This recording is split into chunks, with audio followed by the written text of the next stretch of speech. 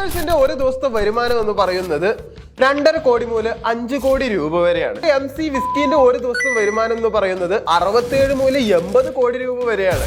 കുട്ടികൾ കളിക്കുന്ന പബ്ജിന്റെ ഒരു ദിവസം വരുമാനം എന്ന് പറയുന്നത് 6 കോടി മുതൽ 8 കോടി രൂപ വരെയാണ്. മാൾബ്രോ സിഗരറ്റിനാണെങ്കിലോ ഒരു ദിവസത്തെ വരുമാനം എന്ന് പറയുന്നത് 32 മുതൽ 40 കോടി രൂപ വരെയാണ്. മെക്ഡൊണാൾഡ്സിന്റെ ബർഗർ ആണെങ്കിൽ ഒരു ദിവസത്തെ വരുമാനം എന്ന് പറയുന്നത് ഒരു ഷോപ്പിൽ മാത്രം 1,20,000 രൂപയാണ്. ഒരു സിറ്റിയിൽ എങ്ങനെ പോയാലും ഒരു ഷോപ്പ് ഉണ്ടാവും. കേരളത്തിലെ 14 ജില്ലയാണെങ്കിൽ 14 മെക്ഡൊണാൾഡ്സ് എന്തായാലും ഇപ്പൊ ഉണ്ട്.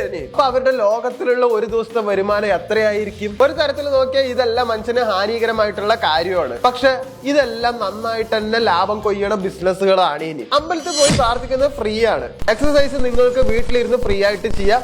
വേണച്ച ജിമ്മിന് പോയിട്ട് കാശ് കൊടുത്തിട്ടും ചെയ്യാം. നല്ല ഉറക്കം കിട്ടുന്ന ഇടം ഫ്രീ ആണ്. പക്ഷെ നന്നായിട്ട് ഉറങ്ങണമെങ്കിൽ നല്ല ഹോട്ടലിൽ പോയിട്ട് നിങ്ങൾക്ക് വേണച്ച ഉറങ്ങാം. ഫ്രണ്ട്ഷിപ്പ് ഒരു ഫ്രീ ആണ്. പക്ഷെ കാശ് കൊടുത്തിട്ട് മിക്കവരും ഗേൾ ഫ്രണ്ട്സിനെ വാങ്ങാറും ഉണ്ട്. നമുക്ക് മെന്റലി സ്ട്രോങ് ആക്കുന്ന എല്ലാ കാര്യങ്ങളും നമുക്ക് ഫ്രീ ആണ്. പക്ഷെ മനുഷ്യനെ മെന്റലി വീക്ക് ആക്കുന്ന എല്ലാ കാര്യവും പെയ്ഡ് ആണ്. ഈ വീക്ക് ആക്കുന്ന കാര്യങ്ങൾ എന്താണോ അതാണ് ശരിക്കും പറഞ്ഞ ബിസിനസ്. നിങ്ങൾക്കൊരു ബിസിനസ് ശരിക്കും പറഞ്ഞ തുടങ്ങണമെങ്കിൽ മനുഷ്യന്റെ വീക്ക്നെസ് എന്താണെന്ന് മനസ്സിലാക്കിയിട്ട് അങ്ങനത്തെ ബിസിനസ് നിങ്ങൾ ചെയ്യുകയാണെങ്കിൽ അത് കാലാകാലങ്ങളോളം ആ ബിസിനസ് നിലനിൽക്കും.